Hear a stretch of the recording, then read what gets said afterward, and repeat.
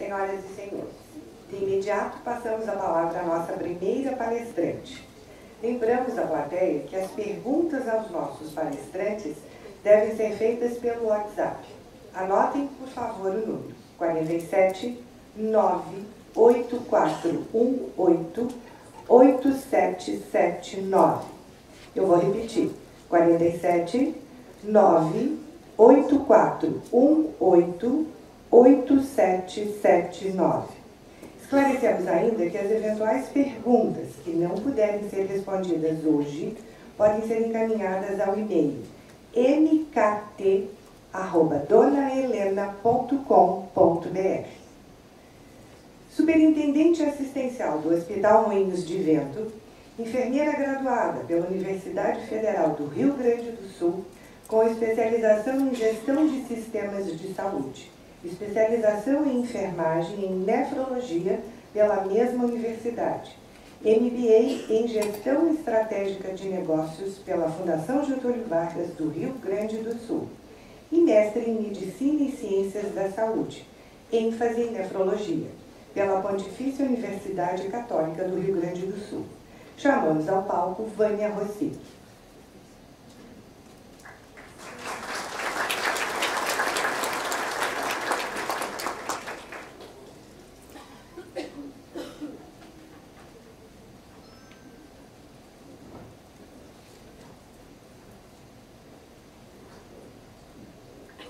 Bom dia a todos.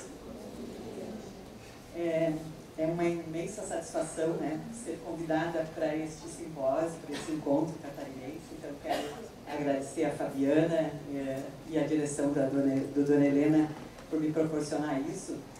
E antes de começar, eu queria contar um pouquinho de mim. Eu, em 6 de agosto agora, 6 de agosto agora, né, mês que vem, completo 31 anos de formada pela URGS. Mas uma partezinha da história que poucos conhecem, que meu primeiro emprego foi em Santa Catarina. Que dia 8 de agosto eu comecei a trabalhar em Chapecó, na Cooper Alpha, liderando 13 postos de saúde. Né? Então eu tenho um vínculo com Santa Catarina, que foi meu primeiro local para exercer a minha profissão de enfermeira.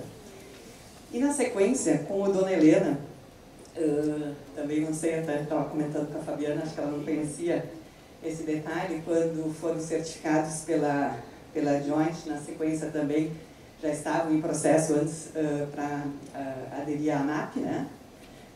Fui eu que assinei a cartinha de recomendação à ANAP, então é muito bacana a gente poder ver o quanto que a gente conecta, né? E também um pouco da história, né? O Hospital Moinhos de Vento, ele nasceu depois, né? Vocês já vão completar 104 anos agora, né? Mas a nossa origem é muito semelhante, né? O Hospital Moinhos de Vento, ele nasceu há 91 anos, né? E também da inspiração da comunidade alemã, das irmãs luteranas, né? Que até hoje a gente tem a Schwester Iris lá, enfim, que tem familiares aqui em Joinville, então a gente realmente é muito bacana a gente ver o quanto que essas instituições cresceram, né? Conseguem estar atualizadas, mas preservando os seus valores, a sua essência, né? Que foi o que moveu as pessoas lá atrás, né? Para poder trazer. E o tema de hoje é um tema fantástico, né? Peço desculpas, eu tinha trazido uma apresentação toda animada em PowerPoint, mas na conversão para o computador aqui não ficou legal, então a gente passou para o PDF, e aí depois a gente vai fazer umas artimanhas para uns vídeos que eu tinha trazido. Então, eficiência assistencial é um tema fantástico para a gente conversar, porque ele está no dia a dia de todos nós, né? O enfermeiro, ele é o gestor da sua unidade, ele é dentro das profissões que estão dentro do hospital, talvez o que já durante a sua graduação realmente estuda a administração da sua unidade, mesmo que ele não queira, ele vai ter uma equipe, ele vai ter que fazer gestão daquela sua microequipe e assim por diante o enfermeiro vai crescendo. Então esse empoderamento da enfermagem, o quanto que a gente está conectado com todos esses movimentos mundiais, inclusive, está transformando a assistência em todos os locais, né? Então dentro de hospital também. Aqui uma foto do hospital, nosso hospital, quando ele nasceu, em 1927, né? A gente conseguiu destruir ele. Esse aqui é o prédio original, isso aqui está escondido em algum lugar aqui, né? Nossos médicos, enfim, a nossa equipe brinca que a gente devia ser contratado, porque nunca pega sinal de celular aqui dentro, né? Porque As paredes são enormes, né, e muitas coisas a gente não consegue avançar num fluxo adequado, até porque esse prédio histórico ele segue aqui dentro. Aqui é a primeira ampliação, depois na sequência... Primeira não, né? Aqui teve várias ampliações, mas esse é um bloco que a gente, então, cresceu nos anos 2000, hoje um prédio com mais questões ambulatoriais. E a última torre que a gente inaugurou, está escondida aqui atrás na foto, que foi em 2017, 2018, que foi uma ampliação de mais 100 leitos. Hoje nós estamos com 300, e aqui eu estou mentindo, com 474 leitos. Faltaram 3 que a gente abriu recentemente, então nós estamos com quase 500 leitos, buscando a autocomplexidade, né? E aqui eu trago todos os indicadores, enfim, mas somos praticamente 4.300 colaboradores e a gente tem trabalhado muito a experiência do paciente. Então, o nosso NPS tem girado em torno de 80, né? A gente está um pouquinho mais agora, mas isso flutua, que é um grande desafio, né? Quando a gente fala em eficiência assistencial. Então, trazendo o nosso tema de eficiência assistencial, não tem como a gente não falar em eficiência lembrando do Institute of Medicine, trazendo os 6 pilares fundamentais. O paciente tem que se sentir seguro dentro do hospital, assim como ele se sentiria na casa dele. Nós sabemos que nos Estados Unidos, o Dr. Macari, que inclusive esteve em Porto Alegre com a gente há 4 anos atrás, porque nós somos afiliados da Johns Hopkins, ele lançou, inclusive no British Medical Journal, o artigo dele que coloca a terceira causa de morte nos Estados Unidos, a causa relacionada a eventos médicos. Quando a gente fala em eventos médicos, tem uma tradução errada para o português, né? A gente entende como um evento só do médico. Não, o evento está relacionado ao cuidado de saúde. O cuidado prestado no tempo certo, né? Essa é uma outra questão, né? Ontem nós estávamos numa emergência no Moinhos de Vento que consegue acolher 42 pacientes, a gente estava com 70. Por mais que a gente tenha classificações de sistema de urgência, nós não conseguimos fazer isso, né? Então tem toda uma educação da população, tem toda uma organização do sistema que para nós é muito complexo.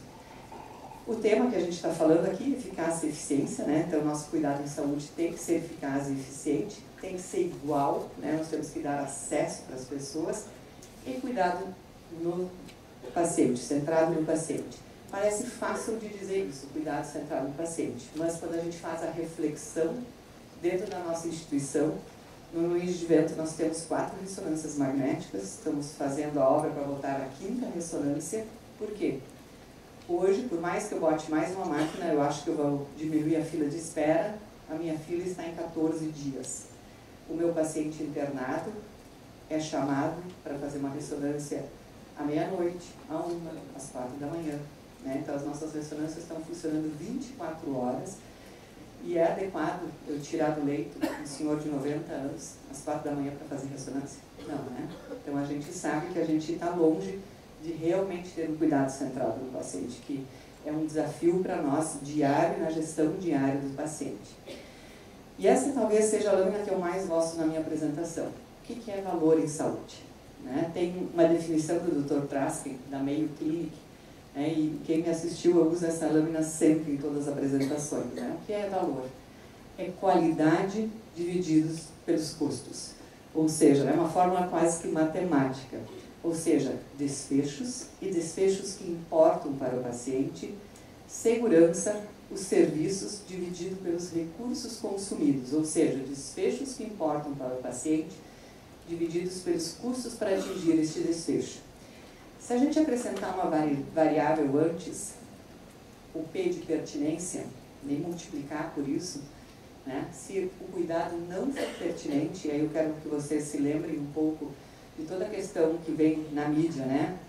Fantástico, enfim, uso de próteses de forma inadequada, né? O quanto que isso gera, quantas instituições envolvidas nesses escândalos. Então, se a gente multiplicar isso e não for pertinente, né? Todos nós estudamos matemática, se a gente multiplicar isso por 0, o valor é 0. Então, essa também é uma questão importante de posicionamento da nossa equipe quando se vê processos e procedimentos que não estão adequados, né? A gente está todo trabalhando toda a questão de compliance dentro das instituições. Então, essa é uma questão realmente delicada e que nós temos que fazer o enfrentamento também. E no Brasil, né, os dados a gente sabe que são complexos da gente fazer a coleta dos dados. A gente, infelizmente, não tem bases ainda confiáveis, assim como os americanos têm. Lembro que nos Estados Unidos está declarado que é a terceira causa de óbitos, né, vindo depois do câncer e das causas cardiovasculares, a questão dos óbitos relacionados ao cuidado médico. E no Brasil, nós temos aqui 19 milhões, quase 20 milhões de internações hospitalares por ano. Dessas, 1.290.000, ou seja, 1.300.000 pacientes têm um evento adverso. E destes, de novo, um grande percentual tem um evento adverso grave, e nós temos aí, publicados pela Universidade Federal de Minas Gerais, aí 112.697, ou seja, 47% desses óbitos, pacientes que tiveram um evento adverso, vão a óbito. E desses óbitos, nós temos 99 óbitos preveníveis por dia. Quando a gente lê isso, a gente se lembra do quanto que a gente tem em relação a infecções, a lesões por pressão, enfim, todos os cuidados que a enfermagem faz parte no dia a dia. Olhando então um pouco o contexto também mundial, aqui a gente tem as despesas relacionadas à saúde de todos os países, o que menos e o que mais, e olhem onde está o Brasil, bem aqui no início. Então, um gasto baixo em saúde e uma potencial perda de anos de vida, né, estimado em 7 anos de vida, por conta deste baixo investimento de recursos em saúde. Então, a gente gasta pouco e também gasta mal, né? Essa é a questão. E como é que o paciente se sente no meio de tudo isso, né? Eu gosto muito dessa imagem, porque a gente não consegue se achar aqui, né? O paciente realmente se sente perdido, né, no meio de um sistema que é muito complexo e desarticulado, né? A tendência internacional é a gente sair deste modelo hospital-cêntrico que a gente tem desenvolvido, né, aquilo que eu acabei de falar. O paciente verde e azul não deveria estar vindo para uma emergência, né? Ele não deveria estar. Até alguns amarelos poderiam ser atendidos em outro local.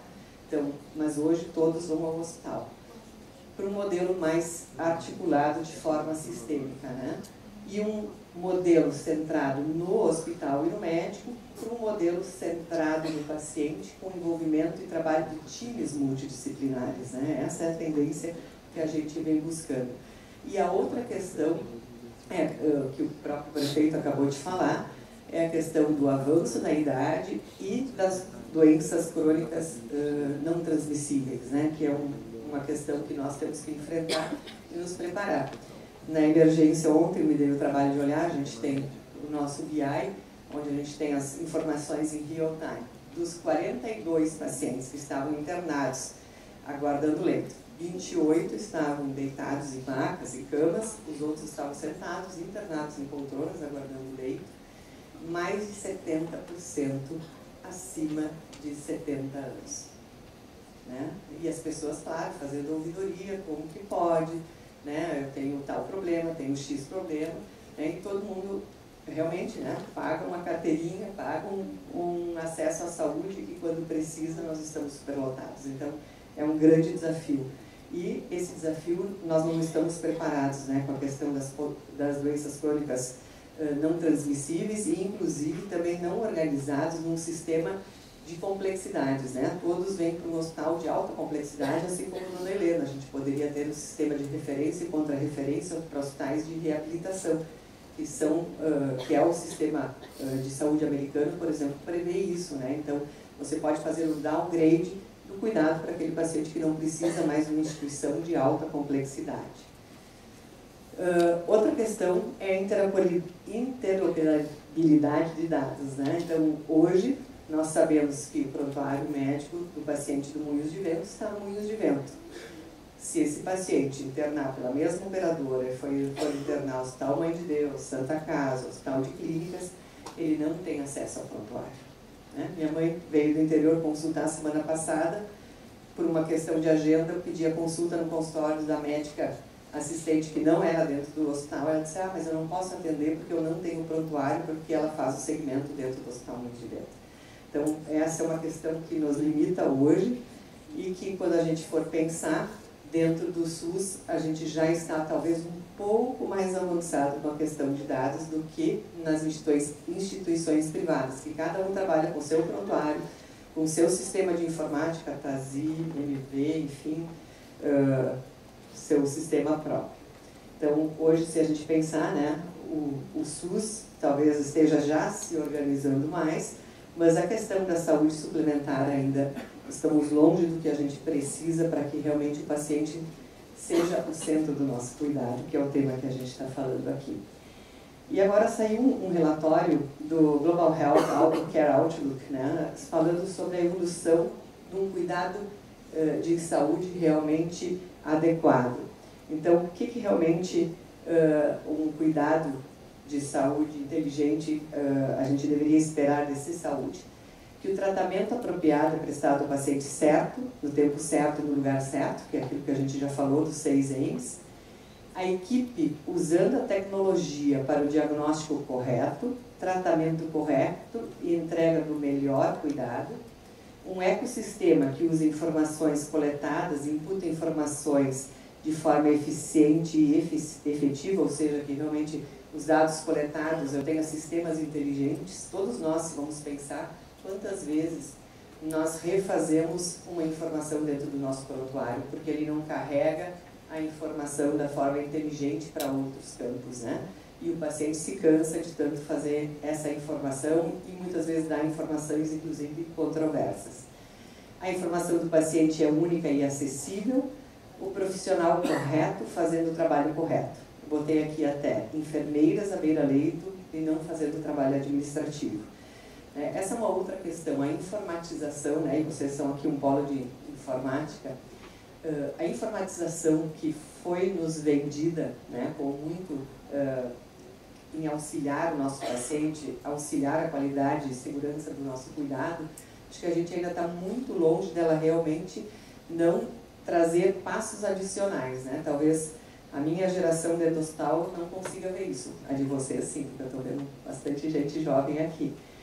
Mas até agora, né, eu estava no Hospital Moinhos de Vento quando instalaram o primeiro computador nas unidades de internação, né? E sou fã de tecnologia, então hoje no Hospital Moinhos de Vento a gente tem à beira-leito computadores para fazer a tripla checagem do medicamento certo, do paciente certo em todas as unidades. Mas isso nos toma mais tempo hoje do que realmente deveria o processo automatizado tomar, né? Hoje a gente cada vez tem que se logar, é lento o sistema, né? Muitas vezes não dá para checar uma solução que está, né, com vários componentes, então é muito complexo. Acho que a gente ainda está muito longe do que a gente busca. Agora sim tem vindo tecnologias que a gente pode ditar a evolução à beira-leito, enfim, transforma isso numa evolução escrita, então vai nos ajudar, mas hoje ainda é muito difícil e toma mais tempo realmente a questão da informatização. Ela não tirou passos de nós ainda, ela não tirou tarefas, pelo contrário, ela adicionou. E isso, né, para cada hora de assistência, nós temos 1 hora de trabalho administrativo, né, e nós temos que trabalhar para reduzir, tem vários artigos mostrando isso. Os pacientes informados e engajados em seu tratamento, né? Então o paciente, nosso prefeito acabou de falar aqui, né? Paciente mais protagonista do sistema, novos modelos de cuidado, cuidado em saúde para a saúde, né? Porque a gente também acaba como hospital entrando muito no cuidado à doença e não enfocando no modelo de cuidado preventivo. E quando temos tudo isso, a eficiência cresce e o desperdício realmente vai reduzir. Vou trazer agora um pouco da prática, né? Trazendo esses conceitos para a prática. O que a gente realmente tem trabalhado dentro do Hospital Moinhos de Vento? Consegui trazer alguns exemplos. Tá ótimo, obrigada. Estou trazendo alguns exemplos, né? Então, a primeira pergunta nossa foi em relação ao fluxo do paciente. Nos incomoda que nossa emergência, né? E a gente sabe que o problema não é a emergência, o problema é o hospital, a internação, né? A emergência do hospital ela é um reflexo do que acontece em todo o hospital. Então, nós fomos estudar o fluxo do paciente. O fluxo do paciente vocês todos conhecem, né? Entrada normalmente pela emergência ou paciente eletivo, interna, tem uma área de gestão de leitos, NIR, núcleo de regulação, enfim. O paciente vai passar pelo seu processo e tem uma alta hospitalar. Depois da alta nós temos a higienização e a entrada de um novo paciente. Se fosse fácil assim, seria muito bacana, né? Vocês sabem que cada paciente se mexe aí umas 300 vezes durante a sua internação, para exames, para várias coisas. Mas esse é o grande macrofluxo, né? E aí o que acontece, né? A gente tem aqui toda uma capacidade instalada e uma demanda que entra no nosso hospital. Qual é a dificuldade? E que não deve ser muito diferente, dona Helena. A gente não ter ociosidade e também conseguir administrar nossos picos de sobrecarga, né? Então, assim, nós queremos porque nós estamos desenhados para trabalhar num fluxo contínuo. Então, a gente conseguir reduzir ociosidade, até porque nós temos que seguir um orçamento, nós temos orçamentos para seguir, nós temos que ser viáveis economicamente, mas também a sobrecarga, nós sabemos o quanto ela impacta no cuidado seguro, na qualidade do cuidado e quanto que o paciente pode ser prejudicado. Eu estou na superintendência do Hospital Moinhos de Vento desde 2012. E a primeira pergunta que eu fiz foi para a enfermagem. Vocês acham correto a gente ter redução de equipe nos finais de semana? Vocês gostariam e se sentiriam seguros de internar no sábado e no domingo? Nós garantimos o mesmo nível de cuidado. A partir disso, provocou toda uma mudança de escala, contratação de mais profissionais para a gente realmente equalizar. Porque não há queda de demanda nas nossas emergências, enfim, nas áreas críticas nos finais de semana. Assim nas unidades cirúrgicas e no centro cirúrgico, que funciona diferente. No domingo, normalmente, só cirurgias de urgência. Mas tem todo um trabalho para a gente fazer isso. E o nosso segredo, então, é conseguir fazer esse balanceamento. Então, dentro da emergência, qual foi a primeira coisa que a gente olhou? Como é que está desenhada nossa equipe? Vocês enxergam aqui a nossa equipe, tá? E aqui o nosso fluxo de pacientes, 2017 e 2018, a nossa ocupação.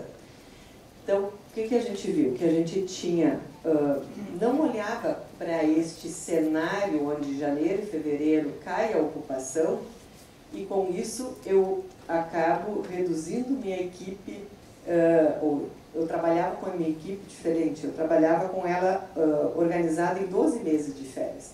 Não pode ter mais férias no verão que no inverno, porque eu vou prejudicar X ou Y. Não, a emergência, e cada unidade tem um fluxo diferente.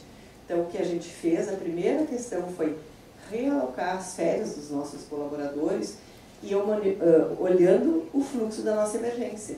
Mesmo em emergência, vocês sabem, né, que tem um padrão de comportamento. Não é porque a emergência ela vai ser igual nas 24 horas. Segunda às 10 horas da manhã não é onde começa o pico da emergência. Tem alguém da emergência aqui? Tem? Segunda às 10. Não é o horário Porto Alegre, no Moinhos de Vento. 10 horas da manhã começa a loucura da emergência, nas segundas. Nas sextas cai. Porque segundas, né, tem várias pessoas que buscam o atestado, que a gente sabe, enfim, para, né, poder seguir no fim de semana, ou dos excessos do final de semana. Então a gente fez esse balanceamento, até porque dentro da emergência a gente sabe que tem fluxos. E durante o dia a gente também tem picos que oscilam de atendimento. Então aqui é 1 da manhã, aqui é meia-noite, tá? Para quem está mais lá para trás. Então aqui é a nossa média de pacientes por horários que estão chegando. Então, ó, às 10 da manhã começa o meu pico, eu tenho que ter uma equipe maior, né? O finalzinho de tarde, quando chegam em casa, né, voltam do trabalho, vamos dar uma passadinha, já que tem com febre, não está se sentindo bem. Então a gente também fez toda essa organização da nossa escala dos colaboradores para este fluxo. A emergência não tem que ser igual a uma unidade de internação, que por sua vez não tem que ser igual a uma terapia intensiva. Então a gente particularizou toda a equipe. E com isso a gente conseguiu organizar melhor o fluxo, inclusive do atendimento do médico, ter médicos em horários chaves em maior número do que nas 24 horas como um todo. A outra questão que vocês viram lá, né? Depois que o paciente dá alta, os pacientes já estão internando, enfim, muitas cirurgias de manhã, o que a gente percebeu que a gente tinha uma desconexão entre aqui, essa linha branca é o horário que os pacientes têm alta e saem do hospital, então a gente trabalha muito para que o médico dê alta até às 10 da manhã, o paciente leva 2 horas para sair, então até o meio-dia a gente tem um grande número de alta, e depois ainda tem altas até às 16, 17 horas e depois vai caindo. Só que aqui estão as equipes de higienização, que entram para fazer a limpeza do leito, né, depois da alta. Então a gente tinha algumas entrando de manhã, depois mais um grupo, mas o grande grupo entrava a partir das 2 da tarde, que é o grupo da tarde que fazia as altas. No hospital tradicional, lá atrás era assim, né? De manhã altas, de tarde transferências e internações. Esse hospital já não existe mais, né? Nós temos que girar o leito. Quando a gente foi medir o tempo entre a saída do paciente e a reocupação, não sei se vocês conhecem esse dado de vocês, nós nos assustamos.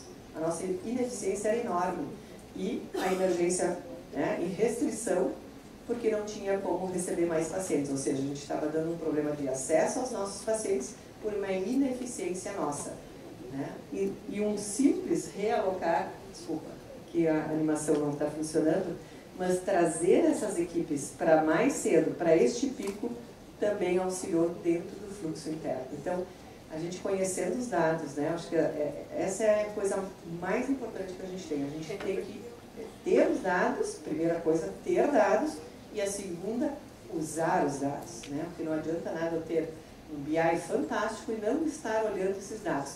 E isso compete, né, de novo, vou trazer para o gestor, né? Nós temos gestor administrativo, mas o gestor assistencial, o enfermeiro, conhece esse fluxo. Então, nós trabalhamos em equipe multidisciplinar, inclusive com engenheiro de produção, nós somos 2 engenheiros de produção dentro do hospital, trabalhando os dados com a gente, para que a gente consiga harmonizar as nossas demandas. Então, esse foi um trabalho que não teve impacto financeiro nenhum, porque as equipes estavam contratadas, e com isso a gente conseguiu, então, melhorar o nosso giro do leito e com isso mais acesso. Só que, de novo, né, então mexemos na enfermagem, mexemos nas equipes da hospedagem e tinha mais uma questão para a gente olhar, que hoje, como é que vocês fazem a escala aqui no Dona Helena, Fabiana? Excel, cada um faz a sua. Tá, mas cada um faz a sua. Tem um sistema de gerenciamento? Não, né? Então tá, estamos na mesma página, todos nós. O Brasil inteiro está assim, então não estamos diferentes. O que acontece? Né? Com certeza, como a gente trabalha com banco de horas, né? Quem tem a folga ou no sábado ou no domingo, se tem banco de horas, vai tirar na sexta ou na segunda, claro. Né? Isso aumenta a nossa satisfação e o engajamento das nossas equipes. Mas, se a gente for olhar isso no hospital como um todo, de novo, né? A gente não está adequando as nossas escalas de trabalho às necessidades dos nossos pacientes, às necessidades do hospital quanto à ocupação. Então, a gente começou a fazer um trabalho, a gente está fazendo isso com uma startup, para a gente desenvolver uma escala unificada que também nos ajude, né, a fazer aquela gestão do dia a dia. Né? Hoje, cada área tem a sua microgestão. Quando falta um colaborador, não perde uma hora no telefone achando funcionário para deslocar? É igual, né? Igual em todos os lugares. Então, a gente precisa ter um apoio, saber quem já está aqui, quem está faltando, uma coisa ágil, olhar onde que tem uma proporção, conforme a classificação do nível de necessidade do paciente, para eu poder remover recursos. Com isso, eu vou reduzir banco de horas, horas extras, enfim, satisfação do nosso colaborador. Então, nós juntamos a uma startup para que a gente consiga fazer, então, toda essa gestão da nossa força de trabalho. A enfermagem é a maior, dos 4.300 colaboradores no hospital hoje, são 1.650 só da enfermagem. Então, eu preciso conseguir trabalhar isso de uma forma mais ágil, com dados online, eu não posso ficar na base do telefone.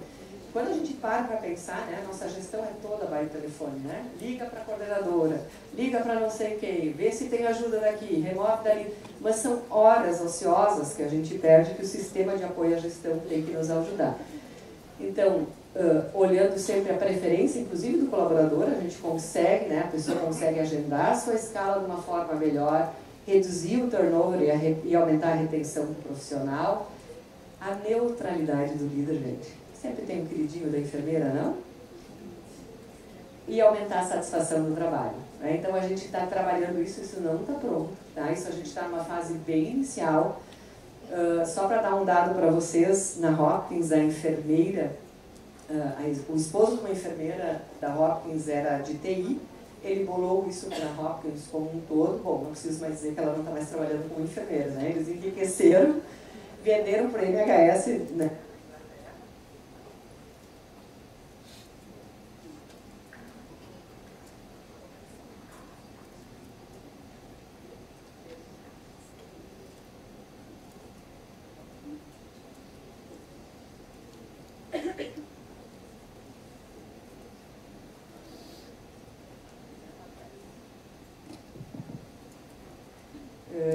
E com isso, estão escutando? Então, com isso, nós também pretendemos a gente conseguir avançar nessa questão da gestão, porque realmente hoje é uma questão desgastante e desgasta todo mundo, né? Quando a gente está em casa, alguém recebeu uma ligação, né, a gente nasceu, fulano faltou, pode vir fazer uma hora extra, um banco de horas.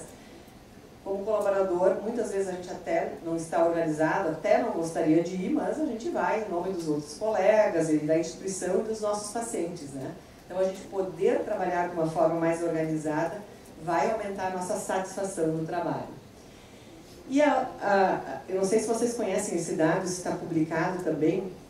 Hoje, num hospital, se a gente pegar um hospital de 500 leitos, Moinhos de Vento tem 500 leitos, se a gente reduzir em 0,25 dias o tempo médio de internação, nós vamos gerar 20 leitos virtuais.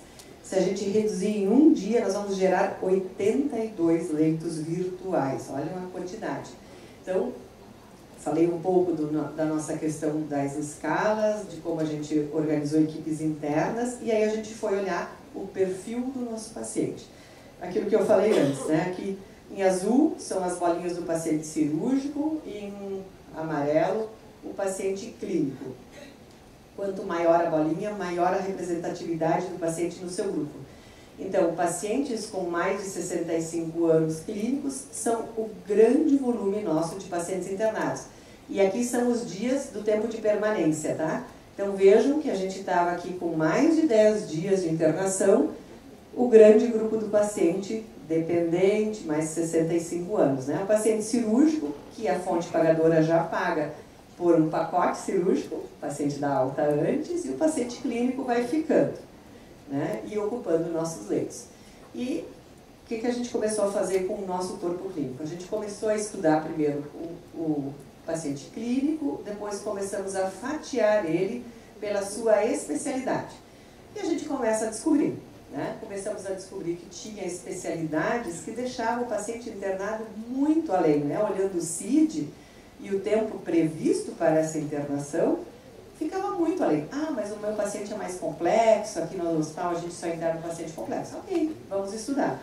Então, criamos para todas as especialidades, junto com a gestão médica, criamos, então, o tempo de permanência por especialidade contra a especialidade dentro do Moinhos, o tempo de permanência dele, o tempo de permanência, digamos, sugerido pelo DRG e a média daquele médico contra a sua especialidade. E aí sempre trabalhando com reforço positivo, nunca pensando em punição.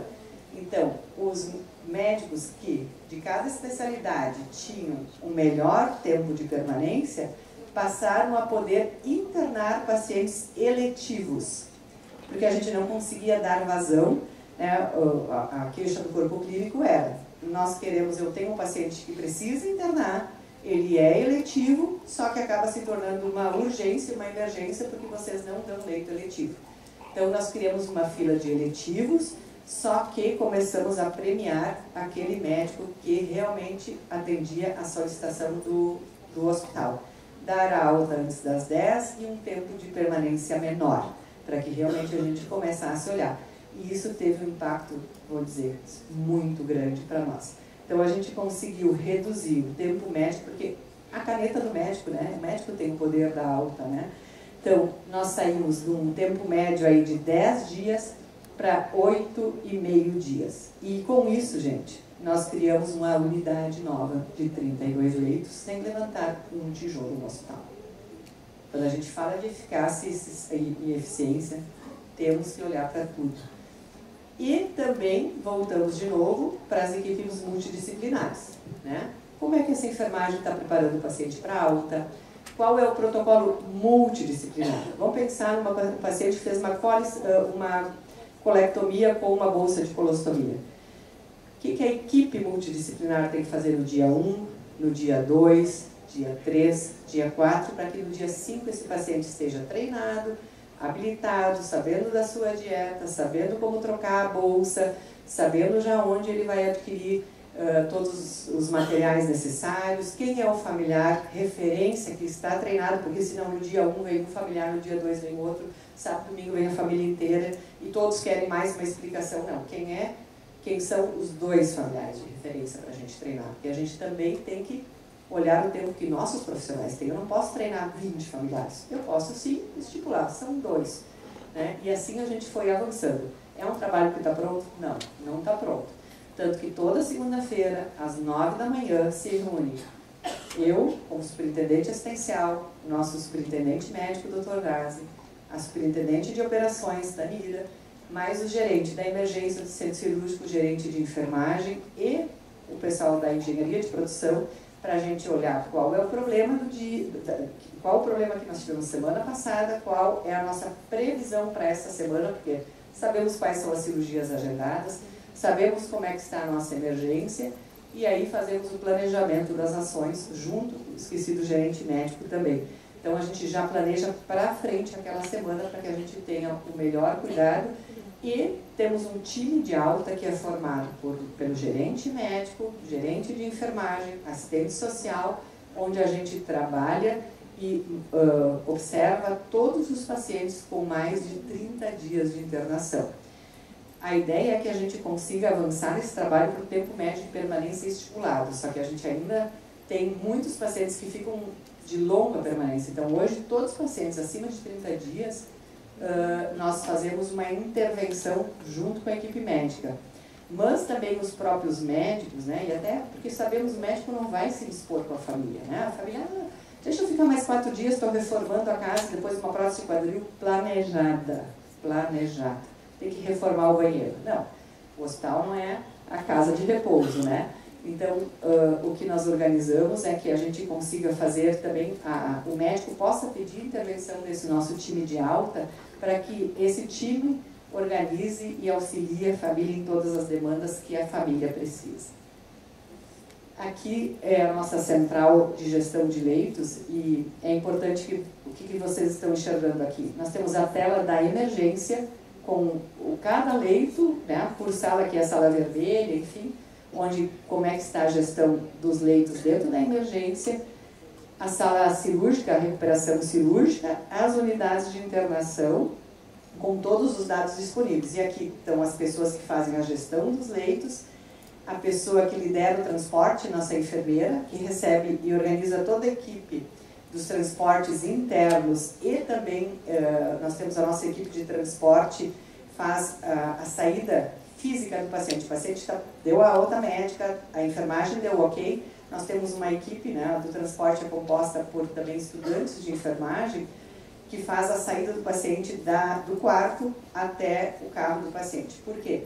Porque a gente observou nesse estudo que nossos pacientes ficavam, claro, a enfermagem da manhã está dando banho, está dando medicação, então o paciente que estava com alta é o paciente que não chamava na campainha, estava tudo certo, né? A família ia se organizando, na hora do almoço eu venho buscar, então era uma das causas da nossa ineficiência. Então, assim que está tudo ok, a enfermeira lidera esse processo e manda alguém lá para ajudar, botar na cadeira de rodas e levamos até a porta no carro do paciente. E, além disso, tem a gerente de operações, a gerente de enfermagem, então que fazem essa supervisão dessa equipe para que a gente aloque o paciente certo no lugar certo. Até porque nós não podemos, depois que o paciente foi para o leito, ficar trocando ele de quarto, que vai gerar mais ineficiência de novo no setor, mais horas de troca, mais horas de leito parado, mais uma limpeza terminal. Então, hoje está tudo centralizado, essas pessoas anteriormente ficavam distribuídas em lugares diferentes dentro do hospital, hoje elas estão todas reunidas e fazem toda a decisão para o aporte, né, dos pacientes nos lugares certos. Trazendo um pouco, então, agora toda a questão de eventos adversos, né? Então, dei um panorama geral, agora focando um pouco mais na enfermagem, o quanto que nós estamos trabalhando também com dados para reduzir nossos eventos, né? Passando de novo, né, a minha palestra, estamos seguindo ali pelos 6 E's, né?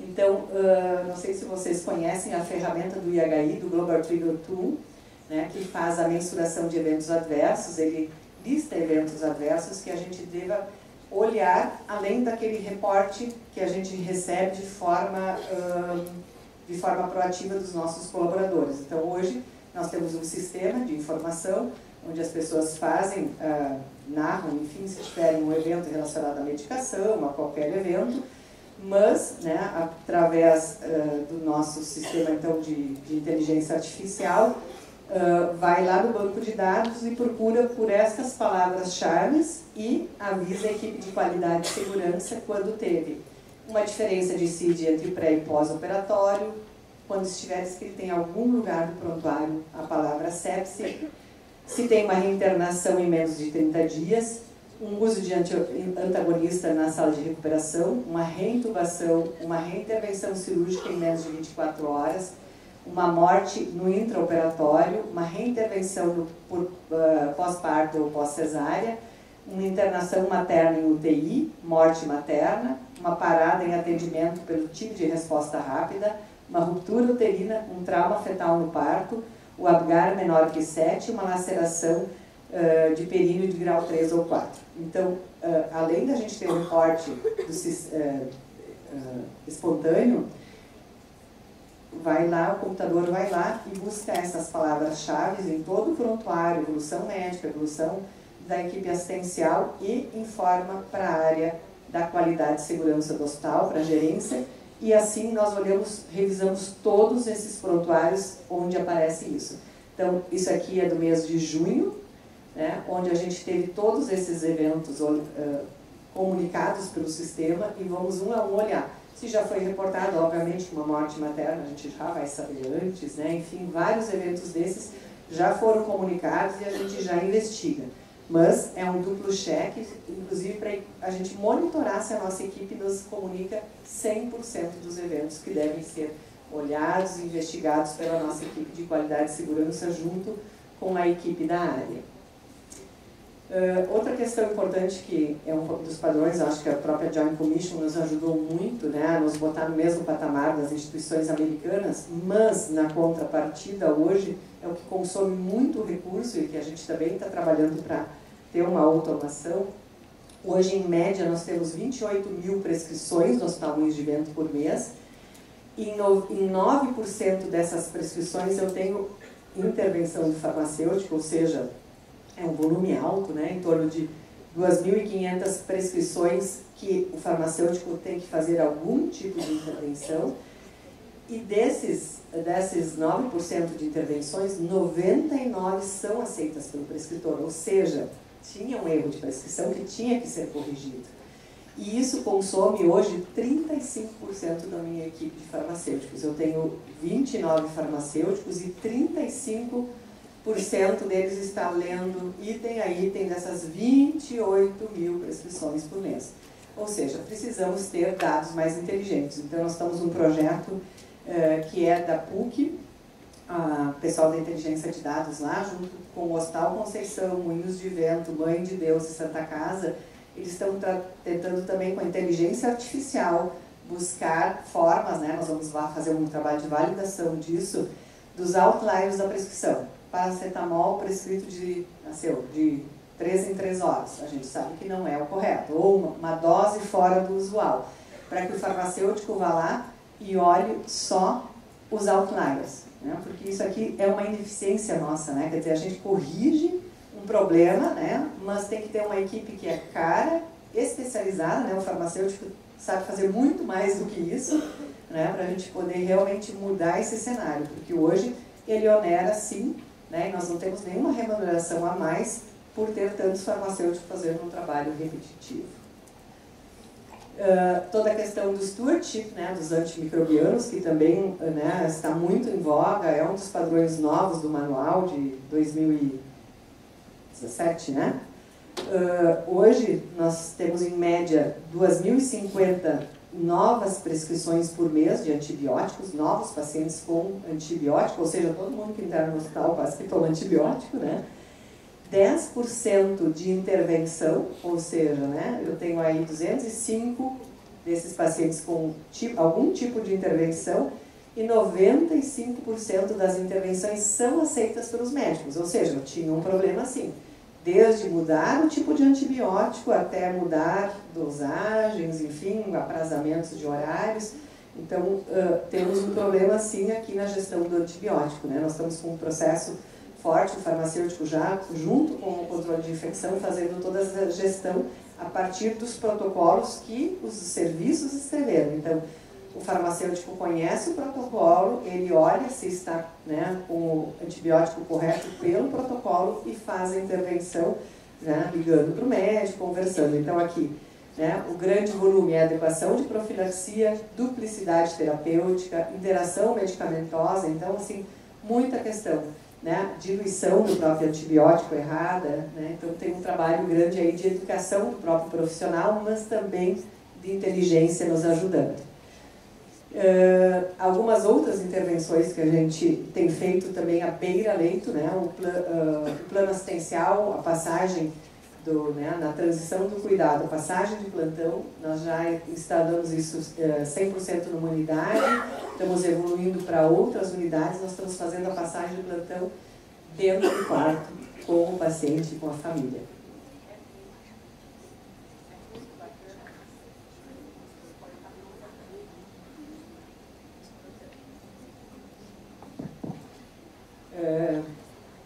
É muito bacana porque isso nasceu de TIMS CUSP, não sei se vocês têm usam a ferramenta do CUSP, Comprehensive Unit-Based Safety Program. Essa é uma metodologia de qualidade e segurança, ela está disponível, a Hopkins fez o treinamento das nossas equipes. Hoje nós temos 14 TIMS CUSPs que trabalham. A pergunta do time CUSP é: o que pode acontecer que pode causar um dano ao seu paciente, ao próximo paciente que internar na sua unidade? Então a gente roda essa pergunta entre todos os membros daquela unidade, médico, enfermeiro, pessoa da limpeza, e a gente conseguiu, eu sou a executiva sênior da CUSP da terapia intensiva adulto.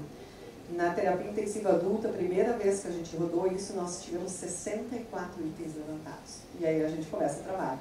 E nessa unidade onde a gente começou, a passagem de plantão à beira-leito, a passagem do plantão eles identificaram como estar frágil, não estar completa, ou seja, a gente fica passando coisas que não tem que ser ditas, né? O paciente fez xixi, fez cocô, e o que importa para o paciente não está sendo dito, e a gente também não educa o nosso paciente. Então eles fizeram todo um trabalho para dentro do tempo limitado que eles têm para passar o plantão, e nós fazemos 39 horas semanais, isso é um ganho, sempre tem, historicamente nós não fazemos 36 horas, fazemos 39, porque nós temos um tempo adequado para fazer a passagem de plantão entre as equipes. Então, eles conseguiram organizar para que a gente fizesse uma passagem adequada, qual é o padrão, o que tem que ser passado dentro do quarto, à beira-leito, entre as equipes.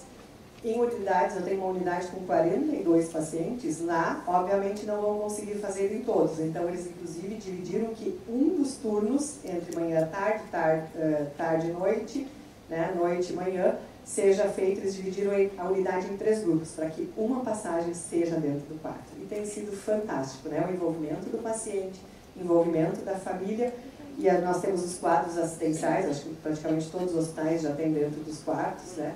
Então, preenchendo esse quadro, reforçando qual é a meta do dia, qual é a data prevista da alta, e entendendo a parte do paciente, da família e da equipe dentro desse processo. Esse aqui é um trabalho que está sendo feito dentro da UTI pediátrica, né? A gente não tinha um grande número de casos de cirurgia cardíaca, E a enfermagem lá, então, bolou todo um planejamento antes da internação, toda uma educação do paciente, para que o paciente depois tivesse um pós-operatório tranquilo. E mais ainda, né? Não só para o paciente, para o pai e para a mãe desse paciente. Se puder trocar para mim, para a laminazinha, só para verem o videozinho.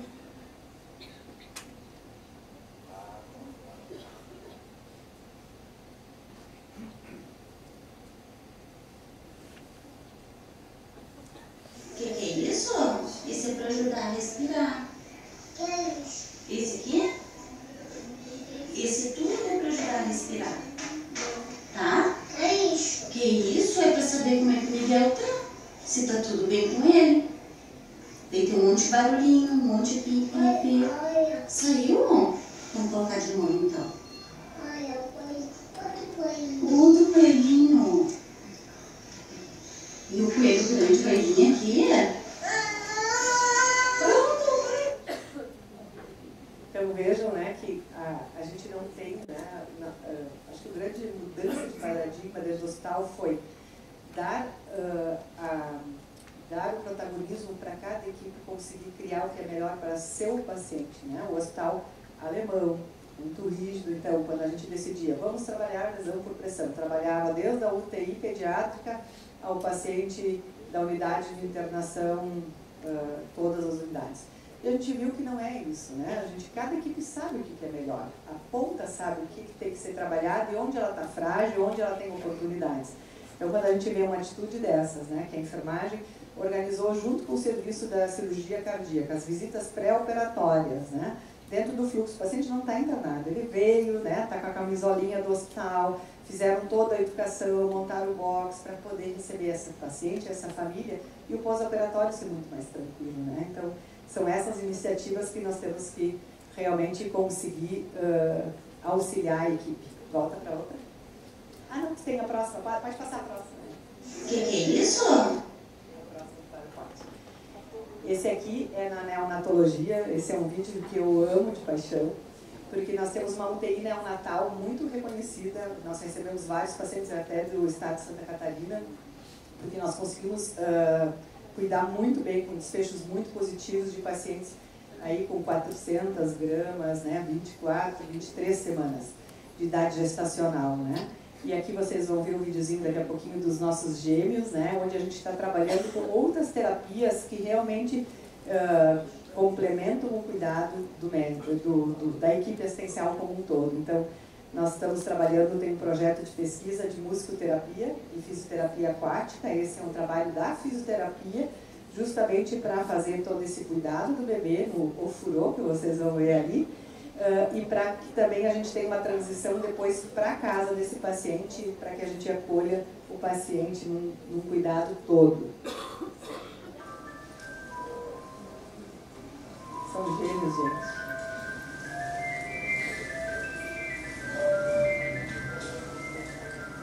A mãe escolhe qual a música que ela quer, porque depois ela segue com essa música em casa, no banho, na hora do banho em casa.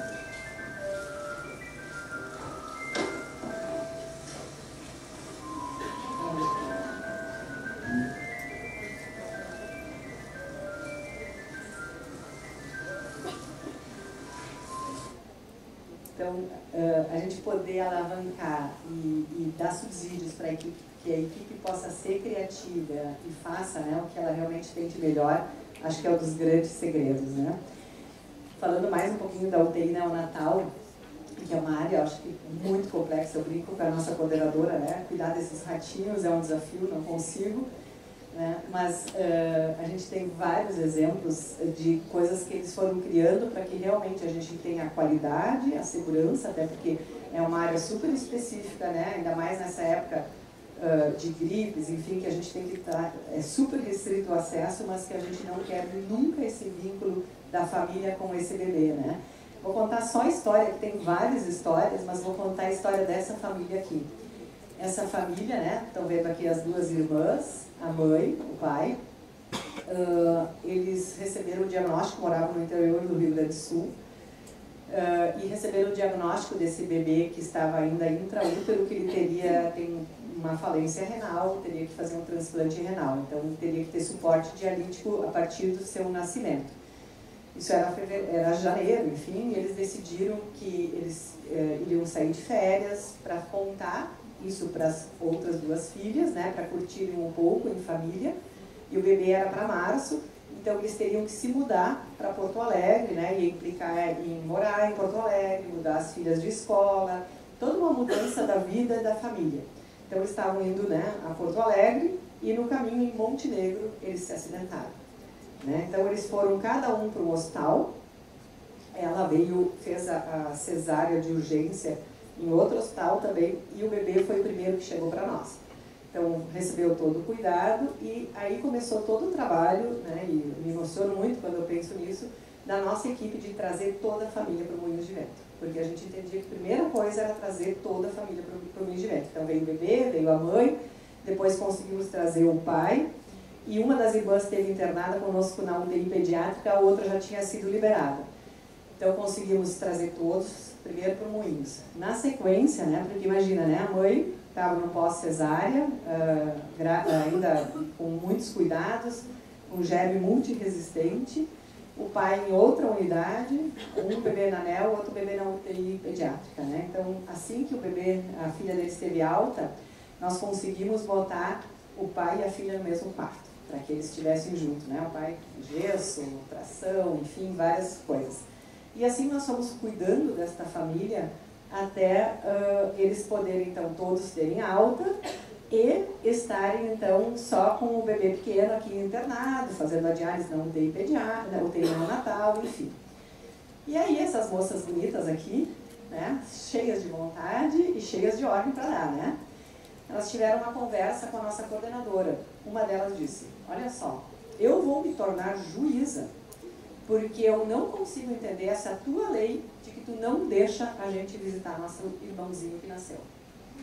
E aí bateu forte, né? Porque nossa visita é para pai e mãe, até porque, né, todo o risco que tem dentro de uma UTI NEL, tem todo aquele protocolo, blá, blá, blá.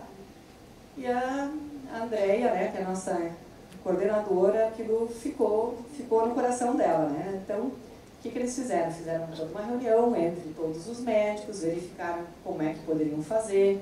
E nossa UTI é rígida, né? Vocês também sabem que se eu fizer para um, eu tenho que fazer para os outros 27 bebês, para as famílias dos outros 27, até porque as mães da NEL, elas todas se conversam, tem grupo de mães, então se fizer para um. Então nós combinamos, né? Primeira combinação, que seria no horário mais de noite, quando tem menos tumulto nas salas de espera, enfim. E que elas teriam que usar aventais de isolamento, toda aquela coisa. Então a nossa equipe, né? Até porque nós não temos avental de isolamento desse tamanho, né? Então, nós costuramos para elas as capas da invisibilidade, né? Combinamos com elas que elas eram invisíveis, né? Para levar elas diretamente ao box desse bebê. E esse momento ele foi ímpar, né? Foi a primeira vez que esta família conseguiu se reunir e ter um núcleo familiar, né? Esse bebê está bem, ele foi para São Paulo, foi transplantado, né? Uma história lindíssima, né? Essa mãe, essa família mandam fotos, enfim, de toda a gratidão que tiveram, né? E esse é o algo a mais que a gente espera na enfermagem, né? Espera que a equipe esteja realmente liderando esse cuidado, porque isso é o que dá sentido para nós, né? A gente tem que estar cuidando da gestão, dos custos, do fluxo, mas para quê? Para que a gente possa dedicar nossas horas e nosso cuidado para histórias como essas, né? Isso aqui eu já passei. O grupo de gestantes, nós temos uma maternidade muito forte dentro do Hospital Moinhos de Vento, né? A história nossa começou muito forte com maternidade e hoje nós somos referência, então, em gestações de alto risco. E o que a equipe se deu conta, né? Que a equipe tinha, nós tínhamos todo um cuidado para a mãe que vinha ganhar seu bebê, uma gestação normal, curso de gestantes, orientações, que a mãe que tinha que internar lá no seu 6º mês, 7º mês de gestação, ela muitas vezes não conseguia participar. E que as enfermeiras que estavam cuidando, elas tinham toda a capacitação. Então elas, né, veio da própria equipe de enfermagem, elas começaram a organizar as aulas iguais ao grupo de gestante dentro do quarto, né? Conseguiram organizar isso na unidade. Então hoje, as nossas mães que estão internadas, as futuras mamães, tem o mesmo curso de gestantes dado pelas nossas enfermeiras e técnicas dentro dos quartos do que ela poderia estar participando. Treino, banho, todo o cuidado para que ela realmente tem esse cuidado. E aí a gente é criativo, né, gente? A gente tem um bosque maravilhoso, né? E aí essa mãe também perde um outro momento, que é fantástico, né? O chá do bebê, né? E aí o que a nossa equipe faz? Faz o chá do bebê dentro do hospital. Então elas inventam exames, levam a paciente para fazer um mapa, enquanto que as avós montam o quarto para o chá, vem o pai, vem as amigas, enfim. E algumas a gente até consegue levar para o nosso bosque e fazer aquele famoso book de gestante, né? Então, isso é super bacana, né? Eu acho que é trazer vida a esse momento tão difícil, né? Aqui vocês estão vendo, né? Nós temos visita PET também, né? Nós estamos buscando a certificação do Plan 3, que é aquela certificação da experiência do paciente. Ano que vem nós vamos fazer a avaliação, né? Mas tenho certeza que a gente vai obter, porque a nossa equipe hoje já tem várias ações aí e é muito bacana da gente reconhecer. Quedas, né? Vocês sabem que quedas é um problema, né? A gente brinca que os enfermagem vivem jogando os pacientes no chão. A gente trabalha, né? A gente tem trabalhado esses grupos de uma forma muito lúdica, né? Então a gente tem as blitz das quedas, botam coletes, vão para cada área, inventam com músicas, enfim, para que a gente tenha um dia, né? Que é o dia D, que a gente chama, onde a equipe hoje, que tem mais de 60 participantes, se mobiliza em todas as áreas para que a gente consiga trabalhar toda a questão das quedas dentro do hospital.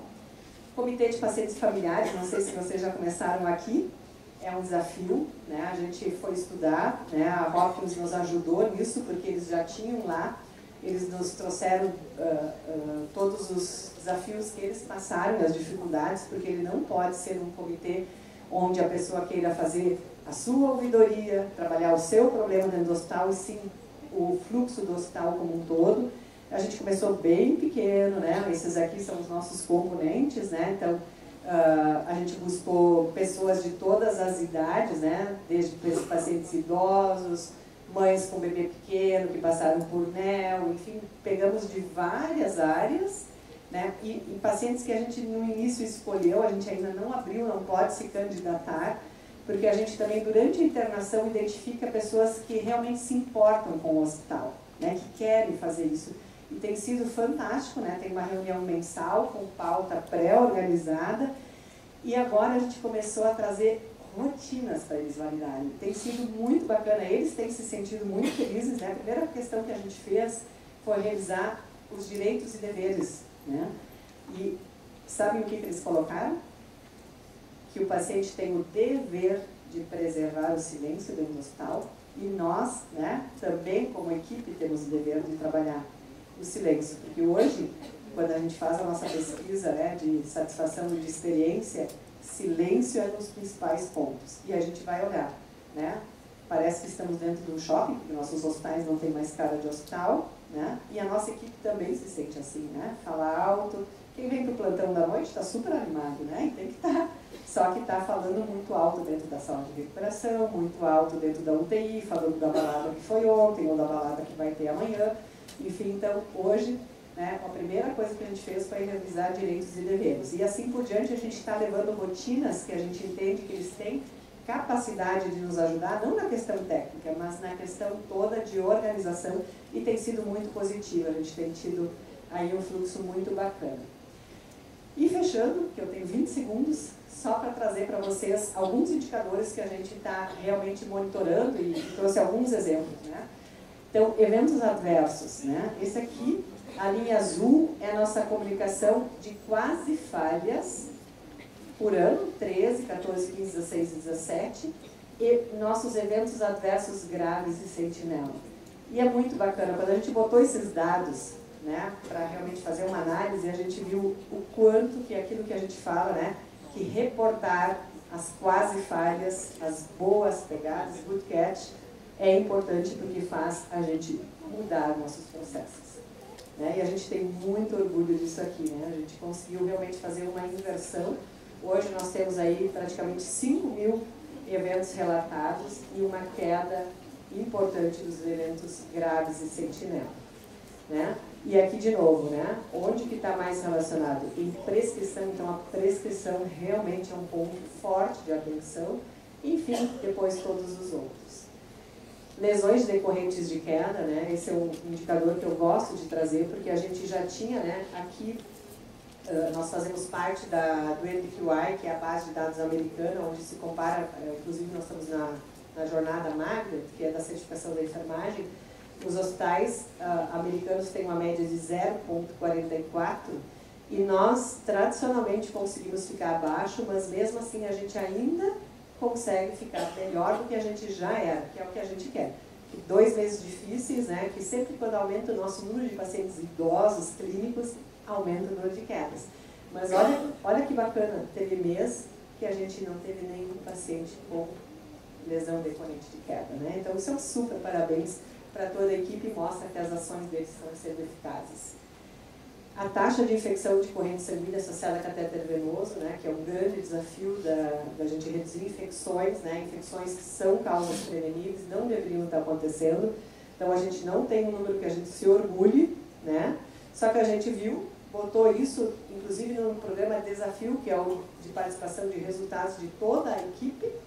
Botamos isso junto, está lá no nosso programa de desafio de metas, né? E olhem só como a gente conseguiu melhorar, né? Então, a gente agora está igual ao NHSN, né? Então, a gente já conseguiu aqui, teve uma mudança drástica. E essa foi uma das questões que a gente trabalhou lá nos times CUSP da UTI, lembra que eu falei que eu faço parte? Foi onde a gente realmente envolveu toda a equipe. E o nosso NPS, só para fechar aqui, que realmente, não sei se vocês conhecem a fórmula, são todos os pacientes, né? O paciente nos dá uma nota de 0 a 10, o paciente que dá nota 9 e 10 é aquele que é o nosso promotor, o de 0 a 6 é o detrator, então soma todos os promotores menos os detratores, né? Então hoje nós estamos aí com uma média de 81,2. E sempre que acaba, né, quando o hospital está super lotado, porque tempo, gente, tempo é uma questão que ninguém de nós tem mais, né? Então, ninguém quer esperar, a gente não tolera tempo. Então, aqui tem uma influência muito grande na nossa lotação. Quando ela sobe de 87%, realmente o hospital começa a travar e isso acaba resultando lá no fim, né, da linha. O paciente não vem a leito, permanece na recuperação à noite, o paciente fica dentro da nossa emergência.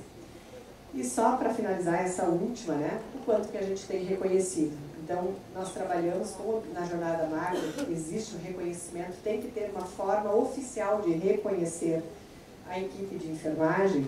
Então, nós criamos o prêmio Dânia. Dânia é uma enfermeira nossa, que infelizmente a gente perdeu por um câncer de pulmão. Dânia é coordenadora das UIS, meu par, por muitos anos. E a gente foi pensar, fomos olhar lá nos livros de antigamente, quem é a enfermeira que se destacou. E quando a gente parou, né, a equipe que estava trabalhando, todo mundo falou, a gente tem uma indicação, disse, vamos dizer o nome junto porque a gente vai falar a mesma pessoa. E todo mundo tem a Dânia como uma grande referencial técnica, uma pessoa fantástica. Então nós criamos o prêmio Dânia, nós fizemos ele este ano a segunda vez. No primeiro a gente convidou a família, a filha dela inclusive é enfermeira aqui em Santa Catarina, é enfermeira da Rede Pública de Saúde de Porto Belo. Convidamos toda a família e foi um momento muito lindo. Então as pessoas a gente escreve cases, ainda não estamos o paciente indicando, a gente quer que chegar lá, o paciente e os pares indicarem. Hoje as pessoas têm que se inscrever, relatar qual é o trabalho, onde elas fizeram a diferença, mostrarem isso em uma comissão junto e a gente faz a premiação por desfechos e resultados obtidos, né? Essas pessoas recebem um PIN com distinção, bonitinho, com cristais Swarovski, que tem maior orgulho de usarem, e é uma cerimônia lindíssima que a gente faz na Semana da Enfermagem, né? E também no hospital, né, porque a gente tem a pesquisa do Great Place to Work também, e uma das coisas que sempre aparece é o reconhecimento, que a gente reconhece pouco. E realmente, né, hospital alemão, a gente não espera nada mais do que bem feito, né? Então a gente criou o Que Orgulho de forma oficial. Então é muito bacana de ver e a gente, os superintendentes vão na área entregar o Que Orgulho para a pessoa que mais deu reconhecimentos, para a pessoa que mais recebeu e para a área que mais recebeu reconhecimentos. Então é muito bacana que começou uma questão de realmente, puxa vida, aquele plantão super puxado, onde alguém veio ajudar ou alguém fez a diferença, vamos dar um formulário lá do Que Orgulho. Então a pessoa destaca, recebe e a gente coloca numa urna e aí no final de cada trimestre a gente faz a premiação. E só para fechar então aqui, né, o que quero deixar de mensagem para vocês, né? Que cada vez mais, né, a gente tem que olhar o sistema de saúde, né? A gente ainda é muito hospitalocêntrico e esse é um desafio nosso de hospitais privados, né? Olharmos como que a gente vai organizar uma rede. As tecnologias digitais e o Big Data tem que começar a trabalhar para a gente tem que aprender a ter dados, aprender a usar os dados a nosso favor. O paciente menos paciente e mais protagonista do seu cuidado, o valor centrado na entrega do cuidado e uma medicina de precisão com mais acessibilidade. Gente, muito obrigada. Desculpa ter passado um pouco.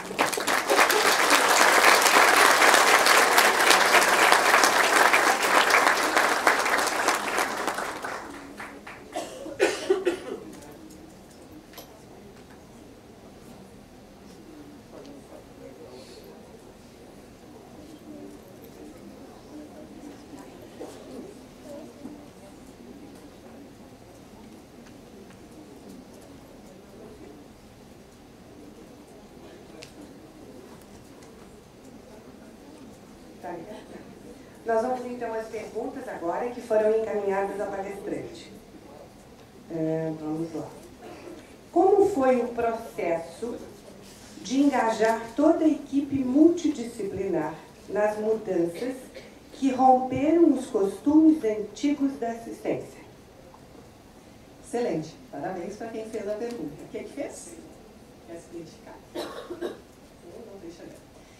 Mas, enfim, como que a gente trabalha engajamento, né? Então, assim, não tem só uma forma de engajar.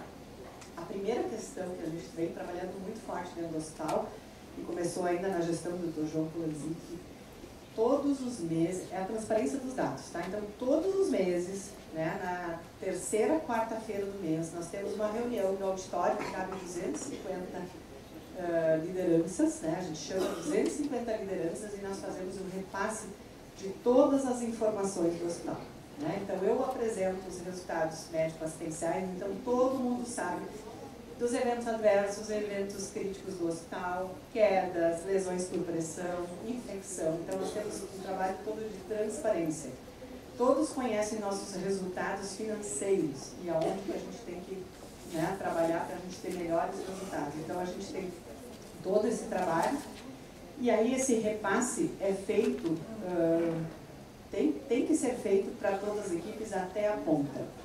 Para auditar isso, nós temos um programa interno de melhoria de qualidade que já é dos anos, lá no início dos anos 2000, que é o PAN, Programa de Auditoria e Melhoria da Qualidade, que a gente tem uma pontuação, uma premiação para as unidades também. Então, são auditores internos que verificam várias coisas e, entre elas, se a equipe conhece estes resultados que a gente apresenta lá. Além disso, né, como é uma reunião que ela tem uma duração de 1 hora e a gente consegue dar um nível X de profundidade, para a superintendência assistencial, né, que é a minha área, que está toda a equipe assistencial envolvida, então, nutrição, farmácia, fisioterapia, enfim, mais de 2.000 colaboradores, eu faço uma outra reunião a cada 2 meses, onde eu aprofundo todos os indicadores assistenciais, onde a gente olha infecção por todas as áreas, todos os resultados e projetos assistenciais. Além disso, a gente mudou nosso planejamento estratégico, né? Tradicionalmente, o planejamento estratégico, ele era feito pelas lideranças, né? Com pouco envolvimento da ponta, e a gente mudou isso, né? A gente adaptou um pouquinho o conceito do Balance Scorecard e a gente fez o nosso planejamento estratégico, por exemplo, da enfermagem. A gente convidou lideranças de enfermagem, mas eu convidei todas as profissões que interagem comigo. Então, por exemplo, vários médicos, chefes de serviço, tivemos sessão com pacientes, o que cada um espera da enfermagem, porque é mais importante eu entender o que eu espero e o que eu não estou fazendo, do que eu ficar falando do que eu estou fazendo. Então, vamos olhar para o problema, vamos encarar o problema, né? E, além disso, várias outras formas de engajar também, com reconhecimento e também formas da gente chamar as pessoas para coisas bacanas, né? A gente criou uma coisa que todo mundo adora, que é o Dia da Família, né? A gente criou um evento, que ele é em novembro, né? Que a gente aluga um espaço fantástico que todos os colaboradores podem levar a sua família. Se são 1, 2, 3, 4, 5 ou 10, pode levar toda a família. E é um evento de um dia inteiro, então realmente é muito bacana. Já estamos indo para o terceiro, né? A gente aluga uma fazenda onde tem tudo, brincadeiras, e as pessoas amam, né? E nós temos um churrasco que também ele é mito do hospital, realmente, onde todas as nossas lideranças organizam o churrasco e servem o churrasco para todos os colaboradores e corpo clínico. Então é um churrasco para 3.000 pessoas. A gente fecha nosso estacionamento, nós temos um estacionamento que é em frente ao hospital, tem uma parte aberta. Desde montar a churrasqueira, tem a equipe da carne, a equipe da salada, a equipe da bebida, é muito divertido, né? Esse é o último sábado, não, é o sábado que antecede o primeiro domingo de Advento. Sempre também tem uma data, né? E a gente celebra muito.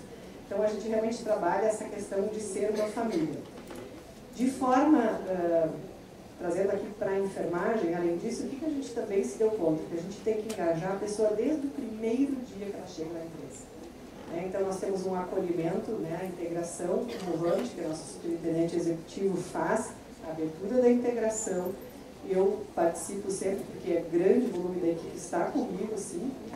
E, além disso, para a enfermagem, que é o grande volume, nós temos uma integração de 10 dias, onde realmente ali eu tenho 1 hora de trabalho para falar do que a gente espera, qual é o modelo da assistência, o que a gente tem de diferente, né? Como é que eu espero que a pessoa se comporte, como é que ela olha para o paciente. Então, isso hoje já as outras áreas começaram a copiar, mas não no tempo tão longo como é o da enfermagem, porque é mais focado aí. Mas a gente tem tido todo um trabalho aí de engajamento forte. Temos mais uma aqui. A partir de quando a enfermagem passou a fazer 39 horas? E esse fato gerou um aumento de quadro? Essa questão das 39 horas, ela é secular no Rio de Janeiro, sempre foi assim. Né? Então, era uma enfermagem que eu estou lá 28 anos, fazendo 28 anos. Sempre foi assim. A enfermagem tem uma coisa que a gente não se orgulha muito. Ela fez uma greve grande em 88, no Rio de Janeiro, os enfermeiros que lideraram essa greve, e aí teve uma demissão grande no número de enfermeiros. A gente trabalha ou com 40 horas semanais, com enfermeiro de 220, né, enfermagem nos ambulatórios, normalmente que trabalha 220 horas, ou 39 horas. E a equipe gosta muito, porque na realidade tu remunera, né, eles têm 30 minutos de intervalo, e remunera, faz com que a enfermagem consiga ter aquele tempo adequado da passagem do plantão. Para nós, realmente é uma questão que a gente tem conseguido manter e não aumentou de forma nenhuma o quadro, porque a gente consegue, então, trabalhar essa questão da passagem do informativo. Vamos lá, Vânia, mais uma. A equipe multidisciplinar participa da passagem de plantão? Aí, assim, deixando orientações na tela ou participando do momento? A gente tem diferentes modelos. Na terapia intensiva, a gente consegue ter a presença do fisioterapeuta, e estamos trabalhando agora que o nosso médico rotineiro, em algumas UTIs, faz 4 horas, outras ele faz 6. Então, a gente quer adequar a entrada do horário do rotineiro com a entrada da enfermagem para a gente unir. Mas ainda é um desafio, né? Então, a gente está buscando isso, mas não temos ainda, até porque o nutricionista faz 220 horas, então eles buscam estarem próximos, mas não é, realmente ainda não é uma questão consolidada, não posso dizer que está ok. Ok. Nós vamos fazer a última pergunta aqui. A participação do paciente nas rotinas, inicialmente, não gerou uma falha de controle dos processos? Talvez eu não tenha sido clara, né? Nós temos um comitê de pacientes e a gente leva questões que nós entendemos que eles têm capacidade de opinar. Né? Então, não é que o paciente agora vai validar a minha rotina de passagem de sonda vesical de demora, a minha passagem de cateter. Não. Rotinas onde o paciente pode. Vou dar um exemplo de uma rotina. O uso das mamadeiras, quando o paciente interna, né? Muitas crianças têm o hábito de usar só aquela mamadeira, só aquele bico, e não aceitam a mamadeira do hospital.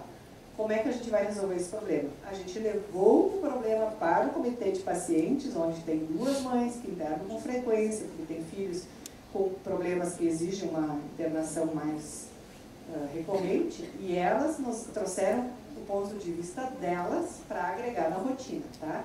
Não é o paciente e a família que está assinando a rotina. A rotina técnica é nossa responsabilidade, mas a gente tem os inputs e as necessidades deles manifestadas. Ok.